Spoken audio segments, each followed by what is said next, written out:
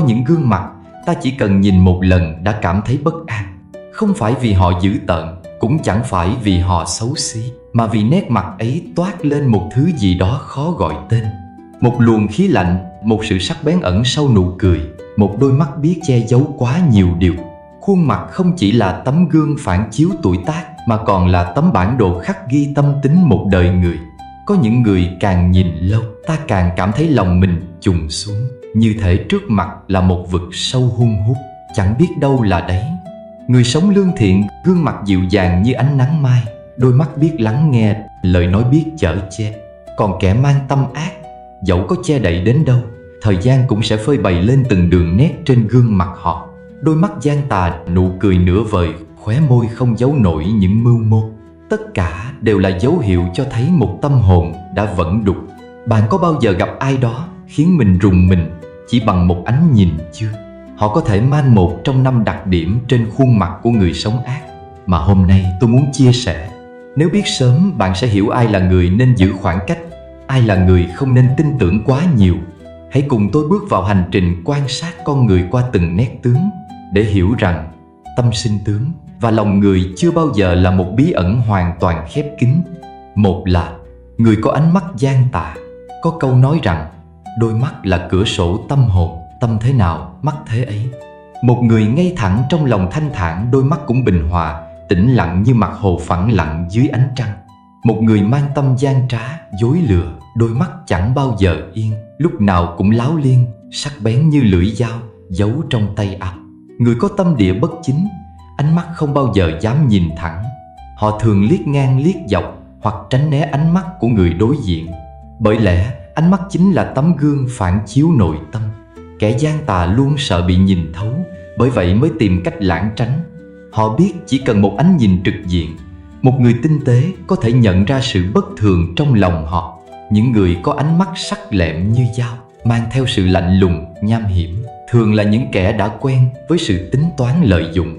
Đó không phải là ánh mắt của sự thiện lương, mà là ánh mắt của kẻ luôn tìm cách thu vén lợi ích cho riêng mình, không ngại làm tổn thương người khác.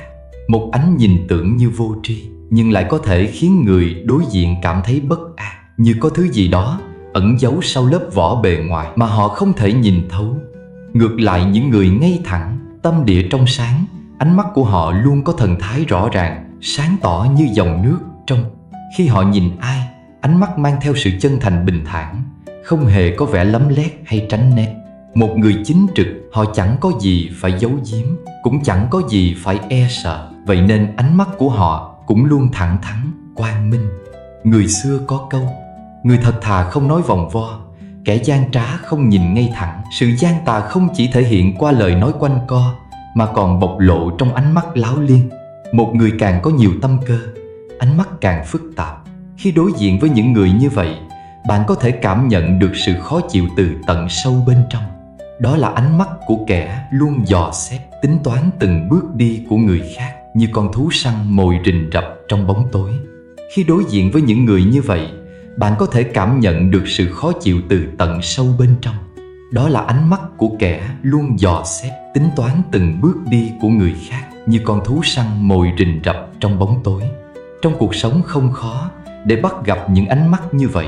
Có những người ngoài miệng luôn nói lời ngọt ngào, nhưng ánh mắt lại không hề chân thành. Khi họ nói cười, đáy mắt không có sự ấm áp, mà chỉ toàn là sự tính toán vụ lợi. Họ có thể giấu đi những mưu đồ trong lòng, nhưng không thể giấu đi sự gian xảo trong ánh mắt. Vì vậy, khi tiếp xúc với một ai đó, đừng chỉ nghe những gì họ nói, hãy nhìn vào mắt họ. Một đôi mắt có thể nói lên nhiều điều hơn ngàn lời hoa mỹ. Có những ánh mắt mang theo lòng tham vô đáy. Đó là ánh mắt của kẻ chỉ muốn chiếm hữu, muốn lấy đi mà không muốn cho đi. Họ nhìn người khác không phải bằng sự chân thành, mà bằng sự toan tính. Ánh mắt của họ không chứa sự ấm áp, mà chỉ có sự lạnh lẽo, tựa như một tảng băng trôi, khiến người khác nhìn vào cũng cảm thấy rợn người. Có những ánh mắt luôn dò xét nghi, hoặc như thể lúc nào cũng sợ người khác nhìn thấu con người thật của mình. Họ chẳng bao giờ có thể thư thái, bởi trong lòng luôn thấp thỏm, lo lắng rằng một ngày nào đó, những gì họ cố gắng che giấu bấy lâu sẽ bị phơi bày. Họ nói cười, nhưng ánh mắt không hề vui vẻ. Họ tỏ ra tự tin, nhưng ánh mắt lại không có sự vững vàng. Vì vậy, dù bề ngoài có thể rất hào nhoáng, nhưng chỉ cần nhìn vào mắt, người ta sẽ thấy được những điều còn ẩn giấu bên trong. Trong cuộc đời, gặp một người có thể nhìn thẳng vào mắt bạn mà không né tránh, đó là một điều đáng quý. Những người như vậy thường là những người đáng tin, vì họ không có gì để che giấu. Ngược lại, nếu ai đó luôn tránh ánh mắt bạn, hoặc ánh mắt lúc nào cũng láo liên, không dám nhìn thẳng, hãy cẩn thận. Có thể họ đang có điều gì đó muốn giấu, hoặc trong lòng họ vốn không có sự ngay thẳng nhìn nhận. Một người có thể nói rất nhiều, nhưng ánh mắt không biết nói dối. Chỉ cần quan sát đủ tinh tế, bạn có thể nhận ra ai là người đáng tin cậy, ai là kẻ cần phải giữ khoảng cách. Trong cuộc sống, có một đôi mắt sáng là một điều may mắn, nhưng có một ánh mắt trong sáng, thẳng thắn còn quan trọng hơn. Người có tâm trong sạch, ánh mắt tự nhiên sẽ thanh thản. Người sống chính trực, ánh mắt tự nhiên sẽ quang minh. Nếu muốn đôi mắt mình lúc nào cũng rạng rỡ, hãy giữ cho tâm hồn luôn ngay thẳng. Đừng để những toan tính mưu mô làm vẩn đục. Cuối cùng, hãy nhớ rằng một ánh mắt có thể nói lên tất cả. Quan sát ánh mắt của một người, bạn sẽ biết được rất nhiều điều mà lời nói không thể diễn đạt. Thế gian này có biết bao nhiêu người, có bao nhiêu lời nói hoa mỹ, nhưng ánh mắt mới chính là thứ phản chiếu chân thật nhất. Hai là người có lông mày dữ tợn mọc loạn hoặc đứt đoạn. Người xưa có câu: tướng tùy tâm sinh, tâm tùy tướng hiện. Gương mặt của một người không chỉ đơn thuần là dáng vẻ bên ngoài, mà còn là tấm gương phản chiếu tâm tư, tính cách và cả vận mệnh. Đôi mắt chứa đựng linh hồn, nhưng lông mày lại chính là nét vẽ tạo nên khí chất, là ranh giới giữa bình hòa và dữ tợn, giữa chân thành và mưu mô. Một người có lông mày thanh tú, ngay hàng thẳng lối, sợi mày mềm mại, thường mang trong mình sự ôn hòa, thấu hiểu, lòng dạ rộng rãi. Ngược lại, những người có lông mày mọc loạn xạ, thô cứng hoặc đứt đoạn như một nét bút gãy trên trang giấy đờ, thường có tâm tính bất ổn, dễ nóng nảy bốc đồng. Bản tính của họ giống như một ngọn lửa luôn chực chờ bùng cháy, dễ dàng nổi giận vì những điều nhỏ nhặt, khó kiềm chế bản thân trước những xung đột trong cuộc sống. Có những đôi lông mày chụm vào nhau, nhướng cao như hai lưỡi dao sắc bén. Đó là nét tướng của người ích kỷ hiếu thắng, luôn muốn áp đảo người khác bằng sự hung hăng và tham vọng. Họ có thể là những kẻ không dễ chịu thua thiệt, sẵn sàng đạp lên tất cả để giành lấy phần hơn. Trong cuộc sống, những người như vậy thường khó kết giao bằng hữu lâu dài, bởi tính cách thích tranh hơn thua, không chịu nhún nhường. Họ sống trong một thế giới mà mọi thứ đều là cuộc chiến, lúc nào cũng trong tư thế đề phòng và không ngại dùng thủ đoạn để đạt được điều mình muốn. Lông mày đứt đoạn, không liền mạch như một con đường gập ghềnh, là dấu hiệu của những biến động trong tâm tính. Người có tướng mày này thường là kẻ dễ thay lòng đổi. Dạ, lúc vui vẻ, lúc lạnh lùng, không giữ được chữ tín. Họ có thể là người biết che giấu cảm xúc, nhưng sâu bên trong là một tâm hồn đầy mâu thuẫn. Họ thường không kiên định với những mối quan hệ xung quanh, có thể sẵn sàng quay lưng phản bội nếu thấy lợi ích trước mắt. Người có lông mày mọc loạn xạ, không theo trật tự, giống như một khu rừng hoang đầy gai góc. Đó là tướng của những kẻ nội tâm phức tạp, lòng dạ khó lường, thường mưu mô và không dễ để người khác nắm bắt. Những người này có thể là bậc thầy trong việc che giấu cảm xúc, bề ngoài tỏ ra hiền hòa, nhưng trong lòng lại đầy những toan tính sâu xa. Họ có thể kết giao với bạn, nhưng không phải để xây dựng một tình bạn chân thành, mà để tìm kiếm lợi ích từ mối quan hệ đó. Trong nhân tướng học, đôi lông mày không chỉ phản ánh tính cách, mà còn hé lộ phần nào vận mệnh con người. Người có lông mày dữ tợn, chụm vào nhau thường hay gặp sóng gió trong cuộc đời, dễ dính vào thị phi, tranh chấp. Những người này nếu không biết tu dưỡng bản thân, học cách kiềm chế cái tôi, rất dễ bị chính sự nóng nảy và hiếu thắng của mình đẩy vào những tình huống khó khăn, thậm chí làm mất đi những gì đáng quý nhất. Ngược lại, những ai sở hữu lông mày thanh tú hài hòa, tâm tính thường điềm đạm, có tấm lòng rộng rãi và biết cách đối nhân xử thế. Họ có xu hướng sống một cuộc đời an nhiên, tránh xa những thị phi và sóng gió không đáng có. Bởi vậy, người xưa mới dạy tâm sinh tướng, tướng cải mệnh. Một người muốn có một gương mặt phúc hậu, trước tiên phải học cách trau dồi tâm tính, biết sống vì người khác, biết kiềm chế những tham lam, nóng giận trong lòng mình.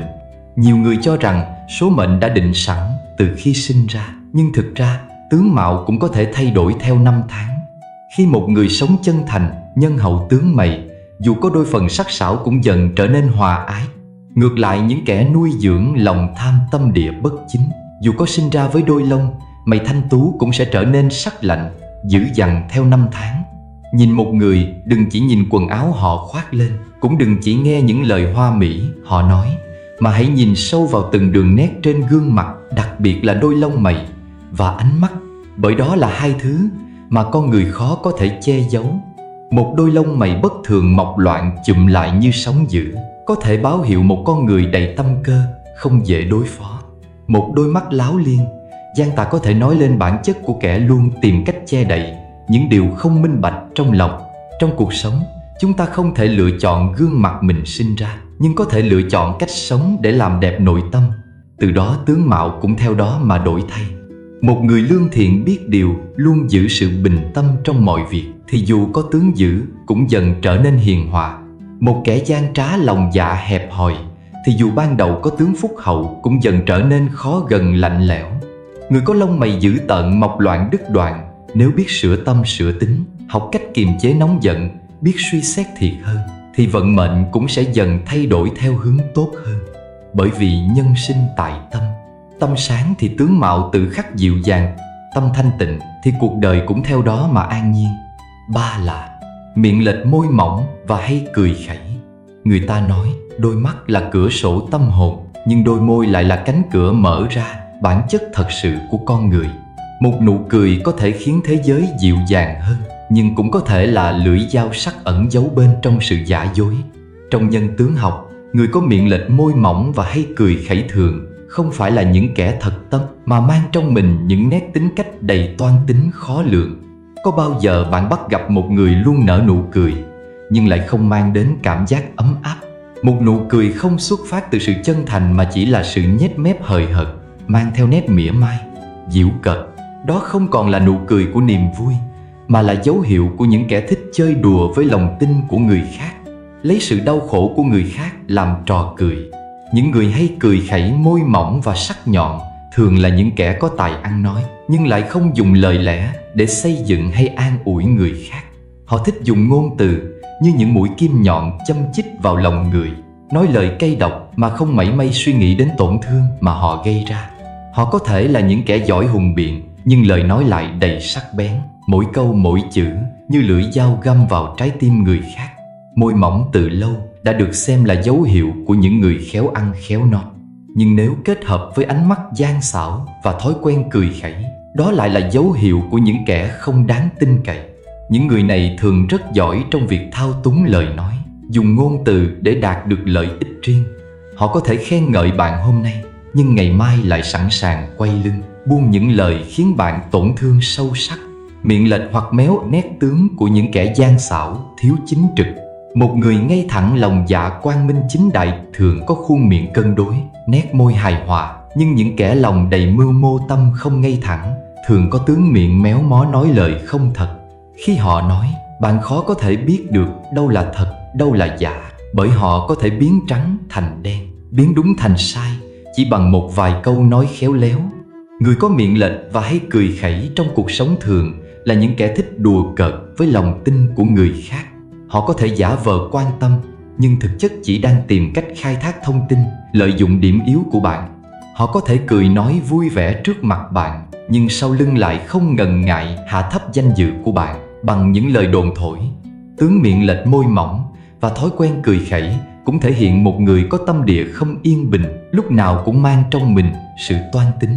Họ có thể giả vờ làm người tốt, nhưng sự mỉa mai trong lời nói, sự khinh khỉnh trong ánh mắt sẽ sớm để lộ bản chất thật sự. Họ không dễ dàng tin tưởng ai, cũng không muốn ai có thể tin tưởng mình, bởi vì bản thân họ đã quen với sự dối trá.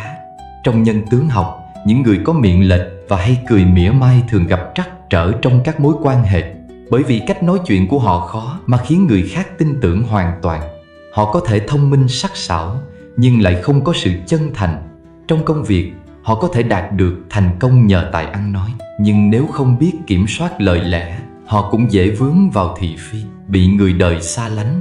Có câu, nhìn người đừng chỉ nhìn khuôn mặt, mà hãy nhìn nụ cười. Một người dù có dáng vẻ xinh đẹp, nhưng nếu thường xuyên mang theo nụ cười nhếch mép đầy khinh miệt hay buông lời mỉa mai người khác, thì bản chất của họ cũng không thể che giấu được lâu. Một nụ cười thật tâm sẽ luôn khiến người đối diện cảm thấy ấm áp, nhưng một nụ cười đầy sự xảo quyệt lại chỉ khiến người ta e dè và phòng bị. Người có tướng miệng lệch môi mỏng, nếu biết sửa đổi tâm tính, học cách nói lời hòa ái, bớt đi sự mỉa mai trong giọng điệu, thì tướng mạo cũng sẽ dần thay đổi theo hướng tốt đẹp hơn. Bởi vì tướng mạo không phải thứ bất biến, khi tâm thay đổi diện mạo cũng sẽ đổi thay theo.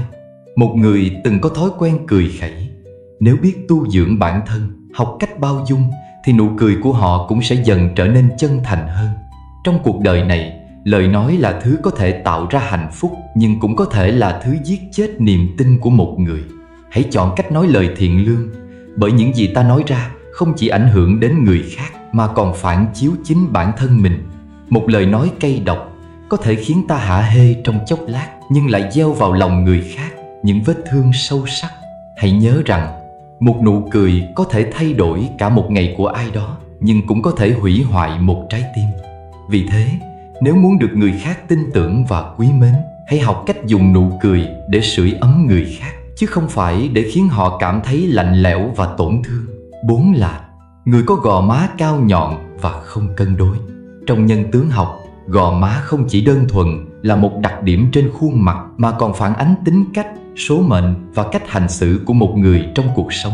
Người xưa có câu, nhìn gò má đoán lòng dạ, bởi hình dáng của gò má tiết lộ rất nhiều về cách một người đối nhân xử thế, tham vọng quyền lực cũng như lòng trung thành hay phản trắc.